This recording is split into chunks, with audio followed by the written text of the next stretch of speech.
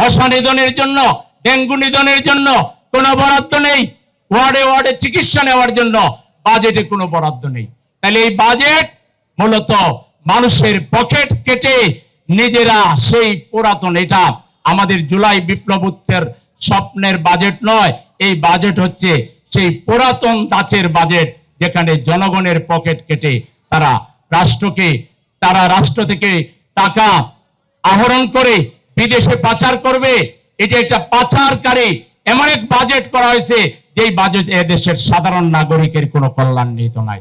সুতরাং এই বাজেটের বিরুদ্ধে এবং সকল অন্যায়ের বিরুদ্ধে এই ঢাকাকে গড়ে তোলার জন্য যদি আমরা সবাই মিলে আজকে পাঞ্জাবের জগতে একটি বিশ্বস্ত নাম শাবাব এথনিক ওয়্যার, বাইসাইকেল র্যালিতে যেভাবে এসেছি, অন্যায়ের প্রতিবাদে যদি আপনাদেরকে ডাক দেওয়া হয় জুলাই যোদ্ধাদের অনুসরণ করে সেই অন্যায়ের বিরুদ্ধে লড়াইয়ে, আপনারা কি প্রস্তুত থাকবেন?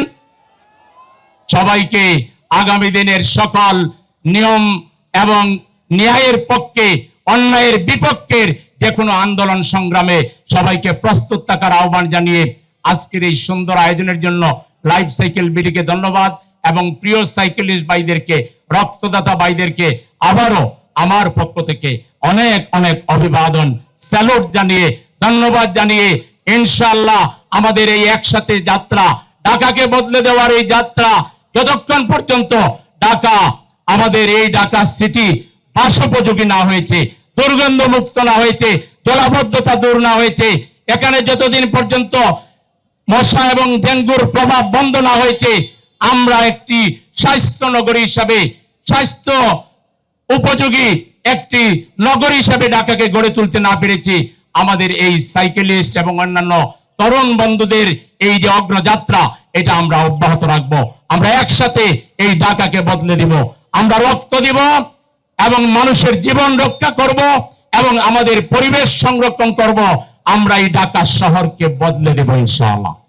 আমি যদি একটা স্লোগান দেই, আমরা সবাই রক্ত দিব, ঢাকা শহরকে বদলে দেব, এই স্লোগান ধরতে পারবো সবাই? আমরা সবাই রক্ত দেব, আমরা সবাই রক্ত দেব ইনশাআল্লাহ। আমাদের এই অঙ্গীকার চলবে এবং আমরা সামনের দিকে এগিয়ে যাব। সবাইকে আবারও আমার পক্ষ থেকে, আমার অন্তরের অন্তঃস্থল থেকে শুভেচ্ছা, অভিনন্দন এবং মুবারকবাদ জানিয়ে আমার বক্তব্য এখানে শেষ করছি। খোদা হাফেজ। আসসালামু আলাইকুম ওয়া রাহমাতুল্লাহি ওয়া বারাকাতুহু।